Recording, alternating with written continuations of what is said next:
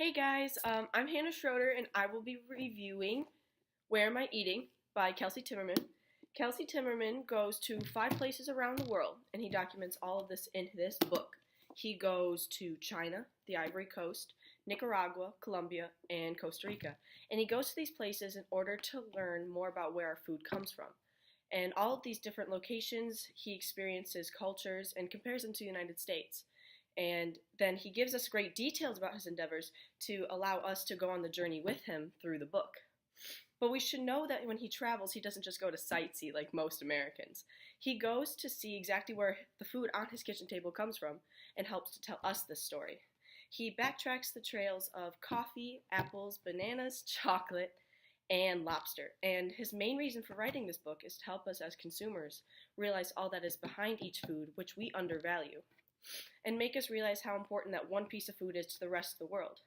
He seeks to give readers a chance to get out of the bubble around America and know just how different the world is outside of our home.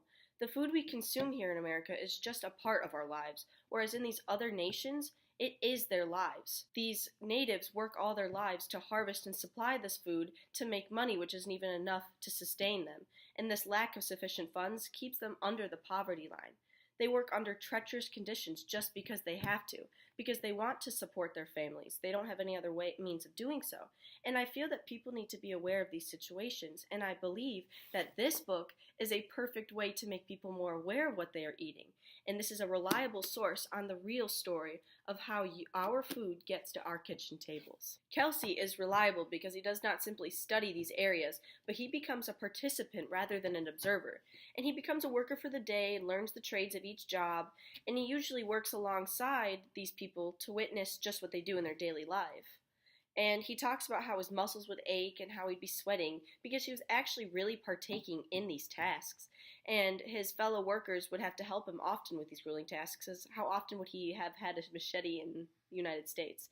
But he was definitely slower than the other workers, and this shows that people have been doing this labor for a really long time, so it's just become a habitual practice of struggle for them. There's really no such thing as an unskilled worker, as Kelsey would say.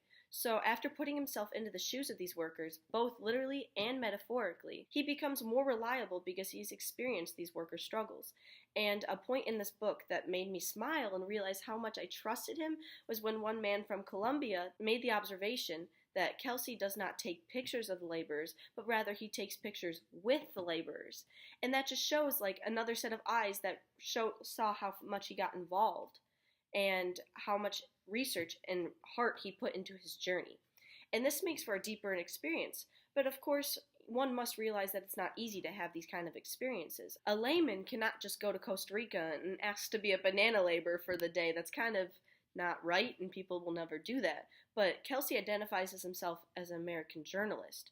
And as that part, he is able to go in and study, but he has to be careful because sometimes they're not going to allow him to do that. But it makes it also impossible for him to get the full experience because he is not a true worker, as one would say. So to combat this issue, he interviews workers and their families, and he asks very blunt questions about their job and expects to hear real heartfelt answers to help fill in the gaps and make his argument more valid.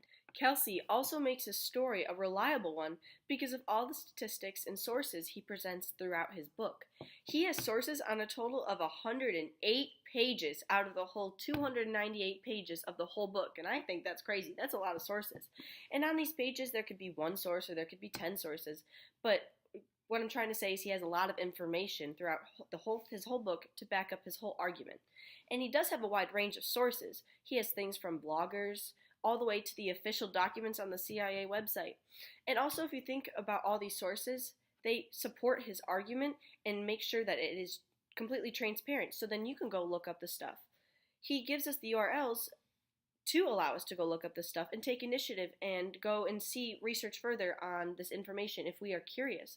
And so not only is he making us more aware of where our food's coming from by telling us about his experiences that he's experienced, but he allows us to make our own experiences of it. Not all of us have sufficient funds to go run around the world, just like Kelsey did, but we have the world at our fingertips, and that's the beautiful thing about the 21st century. We have the internet, so we can take go on the internet, and we can take action, and we can research where our food's coming from.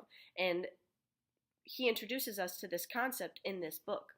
And so I feel that if he were a less reliable author, it'd be hard for him to give us these resources to go out and take action. So although everyone may not be influenced by the statistics of the people in this area, maybe they're influenced by the fact that one of these foods that's listed in the book is heavily present in their life. And Timmerman does a great job at reaching a large audience with the amount of different foods that he chooses. In my life, I feel that it's hard to avoid all these foods because I have a single connection to every single one of them. So I drink coffee every day. My mom is a sweet tooth and loves chocolate. My roommate eats an apple a day to keep the doctor away, that little motto. Get lobster every time I see it on the menu, and even though that might be a little cost, but and my roommate actually has bananas as well as apples because she's kind of a vegetarian. But although you may not have a similar lifestyle to me, I find it hard to avoid all these foods. And this means that the book really influenced me. It made me feel that I should do more research on where my food's coming from and what exactly I'm supporting, because I do not like the idea of supporting children who are younger than me working long hours instead of being in school, furthering themselves. So I have a problem with supporting corporations that do not pay their laborers enough to live a healthy lifestyle. And because of this book, I feel that I have been given knowledge to become more aware of what I'm buying and who I am buying from and what I'm supporting. And I highly recommend this book because it is a reliable source to learning just where your food is coming from before it hits your kitchen table. And if you haven't read it, I would read it. But if you have any questions about the book, email him at kelsey@kelseytimmerman.com because he does answer his emails. And you might want to learn more information. So I hope you enjoyed this book review, and I hope you enjoyed the book even more.